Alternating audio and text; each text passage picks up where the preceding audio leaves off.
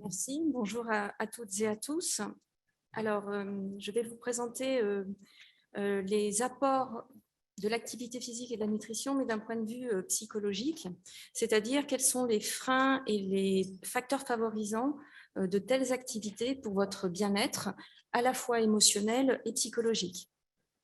Alors, j'ai choisi l'exemple des Mickey pour une raison tout à fait simple et pratique, c'est que je travaille avec des patients atteints de Mickey. Mais les questions sont transversales et nous verrons ensemble que les moyens de travailler d'un point de vue psychologique avec vous en tant que patient et avec nous, psychologues ou thérapeutes du sport, je pense qu'on peut dire comme ça, sont communes et peuvent être adaptés à chaque maladie et à chacune de vos situations. Alors, j'aime bien commencer, si ça veut bien passer, voilà, par des évidences, parce qu'on a tendance à les oublier, qui sont valables pour tout le monde et qui sont valables aussi au cours des maladies inflammatoires. Alors, par exemple, le fait d'être en surpoids, notamment au cours des Mickey, a des liens avec une moins bonne mise en rémission de la maladie, une anxiété, une dépression, donc une humeur négative, des émotions négatives majorées, fatigue et douleur majorées. On a un risque augmenté d'échec au traitement et des problèmes de chirurgie et de suivi post-opératoire. Donc vous allez me dire, mais quel est le lien avec la psychologie? Vous allez voir, j'y arrive. C'est que tout est intrinsèquement en interdépendance, interrelié. À l'inverse, alors c'est quelque chose on retrouve chez les Mickey, mais qui est problématique dans plusieurs pathologies, c'est les effets des régimes, alors, nos glues, etc. Le problème, c'est que ça peut entraîner une perte de poids qui est accompagnée d'une dénutrition. Donc, la dénutrition ou les carences sont toujours très mauvaises pour tout le monde. Des changements d'habitudes alimentaires qui vont entraîner un surcoût en termes d'achat de produits, de type d'aliments et aussi un isolement social. Et ça, en tant que psychologue, je n'aime pas trop. Et donc, une vie sociale qui va être très impactée, notamment dans les repas de famille ou vos sorties avec vos amis et vos proches ou vos relations professionnelles. Donc, non seulement le fait d'avoir des difficultés de poids et des difficultés liées au rapport à l'alimentation ont des conséquences directes sur votre santé et vous le voyez, il y a un lien avec les émotions et les émotions notamment négatives. Alors, je me suis amusée à essayer d'imager un petit peu cette présentation. Donc, l'objectif, c'est de respecter toujours les règles de base d'un régime alimentaire équilibré. Donc, on parle du régime méditerranéen, bien entendu. Ensuite, vous l'ajustez, vous l'adaptez à votre situation, à ce que vous tolérez ou vous ne tolérez pas.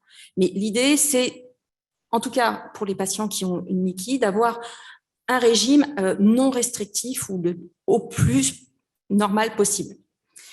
Le lien entre alimentation et émotion, il est très connu. L'alimentation peut être un réconfort en face d'émotions très négatives.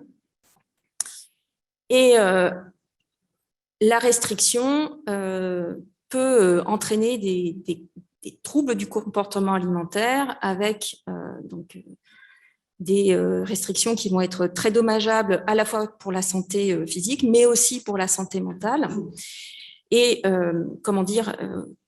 entraîne de toute façon aussi un isolement psychosocial et entraîne une rupture qui va entraîner un cercle vicieux. Donc, l'activité physique et les émotions. Alors, quand on parle d'activité physique, on ne parle pas de sport. Alors, pour ceux qui peuvent faire du sport, c'est très bien, mais ceux qui ne sont pas des sportifs ou ne peuvent pas reprendre un sport de façon courante, quand on parle d'activité physique, c'est vraiment marcher, se déplacer, pour ceux qui y arrivent, faire du vélo, du yoga, voire du jardinage. Mais l'idée, c'est vraiment de mettre son corps en mouvement et de le mettre en mouvement régulièrement. L'activité physique, alors de manière transversale, est connue pour avoir des effets très positifs sur l'évolution de la plupart des maladies chroniques, et notamment des maladies inflammatoires. L'activité physique, ça s'est avéré, a des propriétés anxiolytiques et antidépressives totalement naturelles. Et cela permet, selon ce que vous faites bien entendu, de faire sortir les gens de chez eux, de rencontrer d'autres personnes. Donc, ça peut être un moyen de rompre une forme d'isolement social. Et ça vous expose aussi à la lumière, ce qui peut paraître un peu bébête, mais ça permet aussi de rétablir les rythmes circadiens, notamment le rythme qui va vous permettre d'aller vous coucher et de repérer,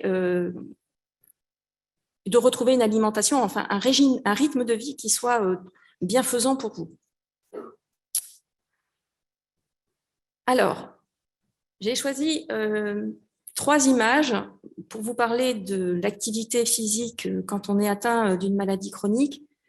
3 images qui sont un peu extrêmes dans le sens où ce sont des sportifs finalement. Mais dans la première, nous avons des femmes atteintes d'un cancer qui font du dragon boat en équipe. La petite vignette avec les pom-pom girls et le monsieur qui court, elle vient du site de Landar, donc des personnes qui ont une polyarthrite. Et pour ceux qui connaissent Eric Balès, donc l'accordé du Mont Rose, patient qui est atteint d'une muquille et qui a fait le Mont Blanc très peu de temps après une hospitalisation dans un état très grave. Alors, dans l'idéal, c'est arriver à ça, c'est ce qu'on aimerait tous, mais avant d'arriver à ça, l'essentiel, c'est de se remettre au mouvement. Et on va voir ensemble comment on peut faire et comment les émotions peuvent jouer un rôle facilitant ou freinant. Alors, ce n'est pas corps ou esprit, c'est corps et esprit. C'est donc mens sana in corpore sano. L'idée, c'est pas de vous dire qu'il faut avoir un beau corps pour un esprit sain ou un esprit sain dans un bon corps, c'est pas ça. C'est que l'idée, c'est si votre corps va bien, votre esprit ira bien et réciproquement. Le fait d'aller bien dans votre tête, dans vos émotions, fera que vous serez aussi bien dans votre corps. Donc, c'est jamais l'un au détriment de l'autre. C'est les deux en équilibre. Donc, comme on vous l'a dit en introduction, depuis quelques années maintenant, l'activité physique est un élément de la prise en charge globale des maladies chroniques, et notamment des maladies inflammatoires. Pourquoi? Parce qu'elle améliore la maladie que vous pouvez avoir et ses manifestations, elle améliore le rapport que vous pouvez entretenir avec votre corps, c'est-à-dire que ce n'est plus nécessairement un corps uniquement douloureux, ankylosé, fatigué, mais c'est un corps qui peut se bouger, qui peut vous ramener à des sensations que vous n'aviez plus éprouvées. Le sport, enfin l'activité physique, pardon, est régulateur de la douleur, de la fatigue et du sommeil. Et on verra ça tout à l'heure. Quoi qu'il en soit, une fois qu'on décide de se remettre en activité, cette activité doit toujours être adaptée régulièrement en fonction de votre situation, du moment, pour qu'elle puisse avoir un effet positif sur votre santé mentale, sur vos émotions et sur votre physique. Alors, c'est le cercle vicieux. Je ne sais pas si mon PowerPoint est très lisible. Mais quand on a une maladie inflammatoire, l'inflammation est connue pour être liée à des troubles du sommeil. Quand on dort mal, on est fatigué. Quand on est fatigué, on peine à faire des choses où on est très douloureux et on a des émotions négatives parce qu'au final, on a l'impression qu'on n'arrive à rien faire et qu'on n'en voit pas le bout. Ça, c'est de vous à vous. Et ensuite, ça peut aussi entraîner des incompréhensions avec vos proches, avec votre entourage, parce que certaines maladies inflammatoires sont invisibles. En tout cas, il n'y a pas forcément de manifestation physique majeure. Et pour certains patients qui ont des maladies inflammatoires, le fait d'être fatigué, de dire « je suis fatigué » ou « j'ai mal », ça n'est pas entendu par l'entourage parce que je suis fatigué, oui, tout le monde est fatigué. Et pourtant, tu n'as plus une maladie active, tu es en rémission et tu es fatigué. Donc, à un moment donné, ça confronte aussi aux autres et à la difficulté qu'il y a d'exprimer le fait que non, aller courir et faire un footing, ça ne va pas être possible aujourd'hui. Et peut-être pas demain, mais on verra plus tard. Et expliquer que ce n'est pas toujours simple non plus, on n'a pas toujours envie d'expliquer pourquoi on ne peut pas aller courir ou pourquoi on doit rester un peu tranquille et lever le pied sur les activités.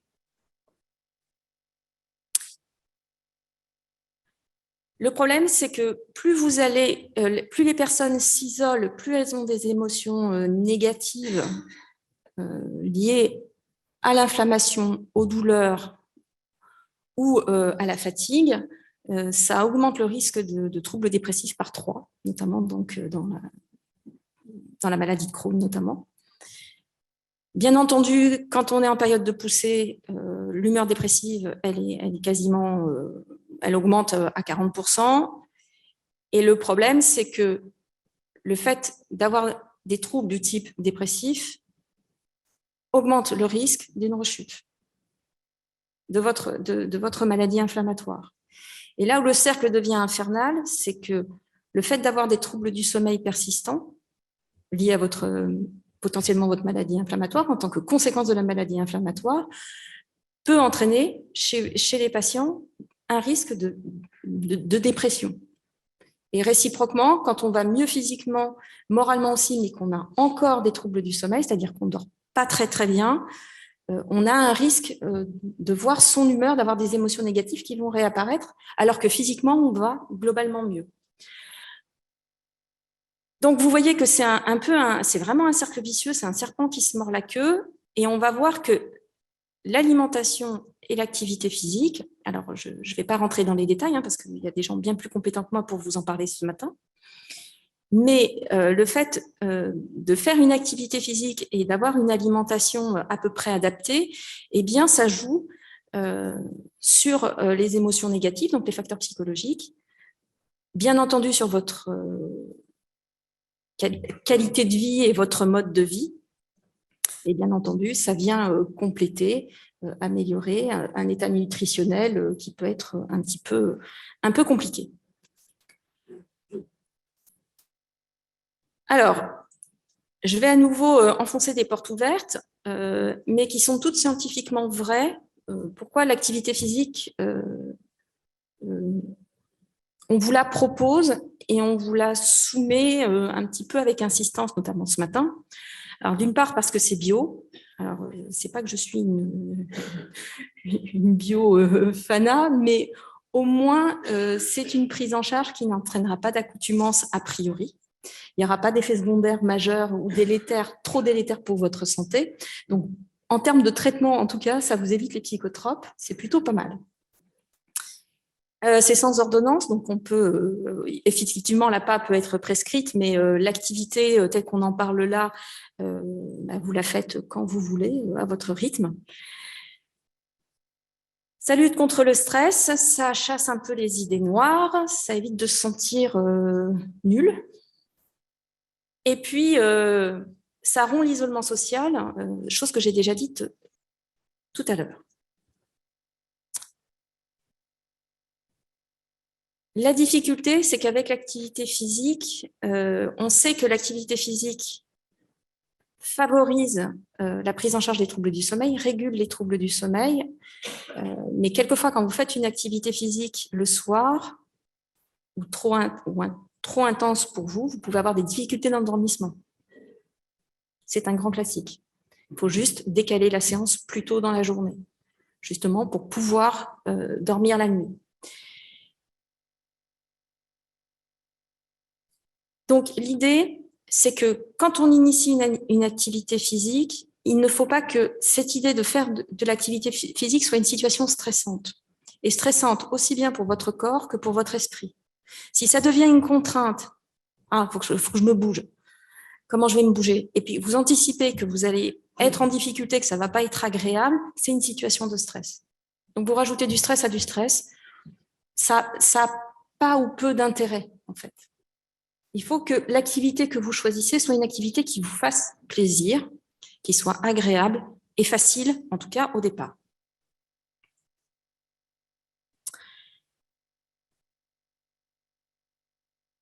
L'activité physique va aussi vous amener à avoir des résultats intéressants en termes de régulation de la douleur et de la fatigue. Alors, la plupart du temps, les traitements qu'on peut vous proposer sont relativement efficaces sur ces aspects. Or, il y a quand même des douleurs chroniques qui sont récalcitrantes au traitement et pour certains certaines personnes, la fatigue perdure même quand l'état physiologique ou physique de votre maladie est stabilisé.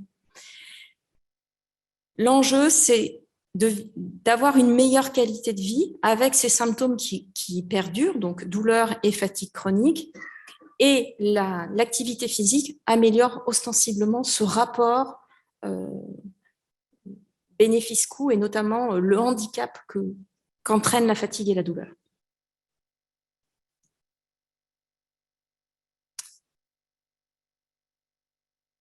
L'enjeu, c'est vraiment de briser le cercle vicieux que je vous ai présenté tout à l'heure, mais c'est aussi de changer un point de vue qui a été acquis par expérience et qui a été fonctionnel. C'est-à-dire qu'on a tous en tête que la fatigue, la douleur, c'est un signal d'alarme qui nous dit « stop, là je vais trop loin, j'ai mal, là je suis fatiguée, il faut que je me repose ». Et donc, le modèle basique réactionnel, c'est on se met au repos. Alors, ça, c'est le modèle de base. Le problème, c'est que moins on s'entraîne à faire, moins on fait, et moins on est en mesure de faire plus tard. Alors, vous allez me dire, elle est gentille, la dame, là, mais concrètement, ça donne quoi? Quand on est atteint d'une maladie chronique, notamment inflammatoire, on doit faire face à une situation qui est fluctuante. C'est-à-dire que dans 6 mois, vous êtes plutôt stable. Dans 2 ans, on ne sait pas ce qui va se passer. Et puis, vous aurez peut-être des périodes de rechute. Et en même temps, vous devez aussi continuer à mener une vie professionnelle, une vie familiale. Donc, vous êtes, et ça, je vais à nouveau dire une évidence, vous êtes amené à reconsidérer vos objectifs en fonction de votre état, du moment où vous en êtes au moment où vous décidez de faire une activité, quelle qu'elle soit. La difficulté, c'est notamment, alors là, je vais parler des phases où il y a dans certaines maladies, il y a des phases de douleur parce que la maladie est active. On apprend de l'expérience. Donc, c'est sûr que quand on a une maladie active, on va se mettre au repos parce qu'on ne peut pas. On ne peut pas bouger, on ne peut pas aller se déplacer. Donc, le repos est salvateur. Donc, la réaction est parfaitement adaptée. La difficulté, c'est qu'il ne faut pas rester sur l'idée que le repos va toujours être la solution. Une fois que vous êtes au clair avec votre médecin sur la prise en charge, que la maladie est stabilisée, que ça va à peu près, vous devez essayer de repenser votre activité avec cette fatigue, avec cette douleur, mais vous dire, il faut, dans la mesure du possible, que je bouge et que je bouge plus. Donc là, j'ai écrit des petites... c'est des propos de patients, hein, je n'y arriverai pas, j'y arriverai jamais quand on leur propose d'aller faire une promenade ou d'aller chercher le pain. Pour certains, ça paraît insurmontable.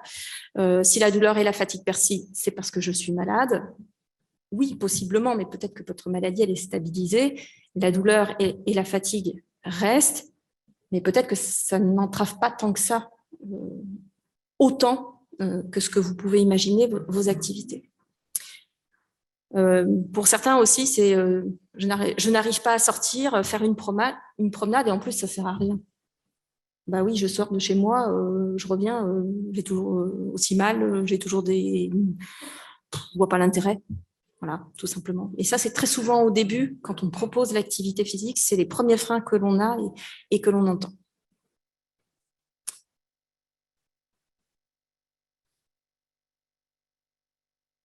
Alors, pourquoi il est important de se faire un peu violence et de s'obliger à bouger? C'est que moins on fait, plus on se déconditionne, plus c'est difficile de faire déjà physiquement, et surtout ça entraîne un repli sur soi, donc un isolement social, et aussi un très fort sentiment d'incompétence ou d'inefficience personnelle ou individuelle. Et moralement, sur votre santé mentale et votre qualité de vie psychique, c'est extrêmement délétère.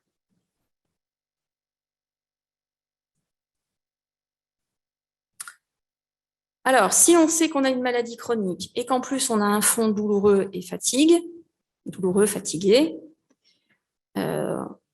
l'enjeu, c'est des stratégies, ce qu'on appelle des stratégies d'ajustement, c'est-à-dire on prend la situation dans laquelle on est, votre situation n'est pas identique et vous est propre, c'est-à-dire que d'une personne à une autre, ça n'est pas identique.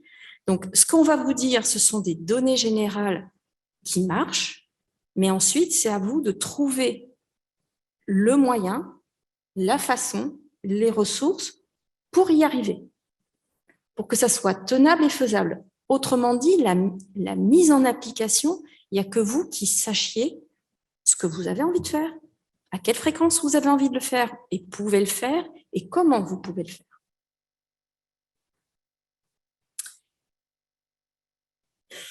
Donc, on fait un point sur sa santé, on va dire le côté physique, médical. Une fois que tout est à peu près au clair de ce qui est possible, pas possible déjà de ce point de vue-là, tout ce qui est les autres, on voit ce qui entraîne de la fatigue ou qui peut être réaménagé. Alors, les temps de transport notamment, et ça c'est pour tout le monde, hein. Et puis plus on vieillit, plus c'est compliqué. Donc il n'y a pas que la maladie, il y a l'âge aussi. Et si éventuellement on a des émotions négatives qui s'installent, vous observez un changement de comportement, de mode de réaction qui est pas les vôtres habituellement, ou de votre proche qui n'est pas, c'est pas sa manière d'être habituelle, notamment qui devient, donc se replie ou devient irritable, c'est le truc aussi qui est souvent mis en avant. Il ne faut pas hésiter à aller chercher de l'aide ou du soutien. Donc, psychologues, psychiatres si besoin, et puis aussi les associations de malades qui ont des groupes qui sont extrêmement importants pour vous soutenir dans votre parcours de soins, mais aussi dans cet ajustement au quotidien. Alors, pour contrer donc, le cercle vicieux que je vous présentais tout à l'heure, on réintroduit progressivement une activité physique ludique, plaisante. Et on ne se centre pas sur les bénéfices au départ. On ne se dit pas que ça va être merveilleux tout de suite, qu'on va aller mieux. On regarde les progrès et on se centre sur les progrès. Si vous vous relevez d'une période d'activité de la maladie qui a été très violente et vous n'êtes pas bien, peut-être que d'aller au bout de votre jardin ou d'aller chercher le pain, ça sera déjà beaucoup. Enfin, c'est déjà très bien. C'est peut-être pas très satisfaisant, mais c'est votre Himalaya à vous.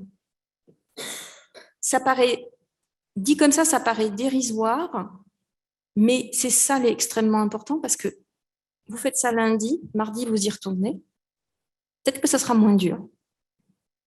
Et de jour en jour, cet Himalaya ou cette difficulté deviendra un peu plus supportable et va devenir quelque chose de routinier, de non difficile, et vous pourrez passer à autre chose. Donc, dans un premier temps, on ne cherche pas les bénéfices directs en termes de douleur, en termes d'amélioration de la condition de vie. On regarde ce qu'on fait et comment on progresse. Et ensuite, on réapprend aussi à être. On réapprend à habiter son corps autrement, puisque vous allez vous déplacer, vous allez éprouver de nouvelles sensations ou des sensations que vous aviez oubliées. Vous allez aussi revoir des choses extérieures qui, pour certains, restent enfermées chez eux, redécouvrir un paysage, revoir des gens dans la rue, des voisins que vous n'aviez peut-être pas nécessairement vus depuis pas mal de temps, parce que la maladie vous avait obligé à vous replier et à vous isoler. Et donc, l'idée, c'est de se projeter, non pas dans une activité physique, pour une activité physique, pour votre amélioration de votre santé mentale et de votre santé physique. L'idée, c'est de retourner vers l'activité pour reprendre le dessus, on va dire comme ça, sur votre maladie, mais aussi sur votre vie. Et donc, ça ne sera pas nécessairement en une semaine, 2 mois. Tout va dépendre de l'état où vous êtes en termes de conditions physiques, mais aussi de votre vie, de ce qui est possible ou pas, et de ce que sont en fait vos objectifs.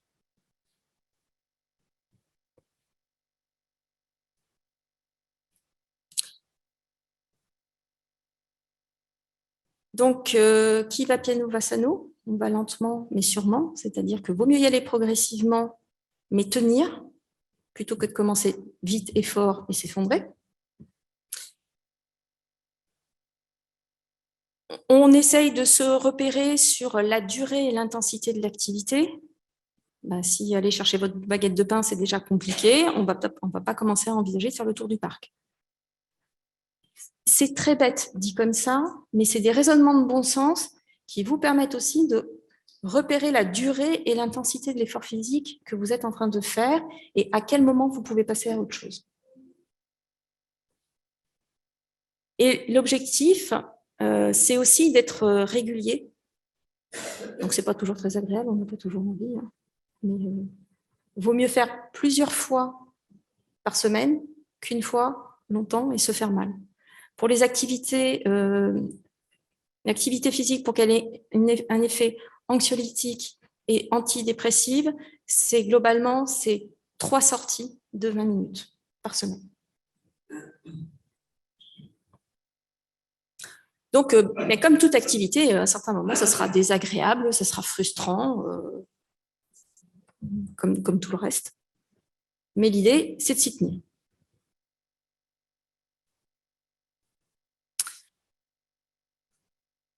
C'est de s'y tenir et de toujours avoir dans l'idée qu'on adapte. On adapte à sa condition physique, à ses réactions, mais on adapte aussi en fonction de ce qu'est notre vie, de nos contraintes. Donc, je disais tout à l'heure, si vous vous rendez compte que l'activité physique en fin de journée, ça vous empêche de dormir, il faudra peut-être envisager ou une autre type d'activité physique ou la mettre plus tôt dans la journée. Peut-être que pour vous, ça ne sera pas du sport, ça sera aller faire du jardinage dans votre jardin le week-end, etc. Mais choisissez-vous une activité et tenez-vous-y.